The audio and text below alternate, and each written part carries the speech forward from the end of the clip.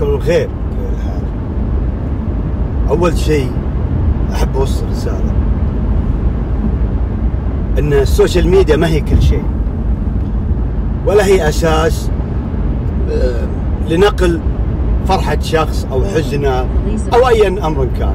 يعني على أيامنا أول ما كان في سوشيال ميديا، كان مصور وفيديو وتوثق، فمو شرط كل شيء يتم انه يكون معلن في السوشيال ميديا. دام ان اهلك واحبابك، والدينك، اخوانك، خواتك، جماعتك، ربعك حاضرين المناسبة هذه، فهذه نعمة من الله.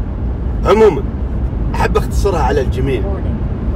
مبروك لاخوي سلطان، ومبروك لبنتنا فاطمة، الله يوفقكم ويرزقكم الذرية الصالحة وخير ما سويتم.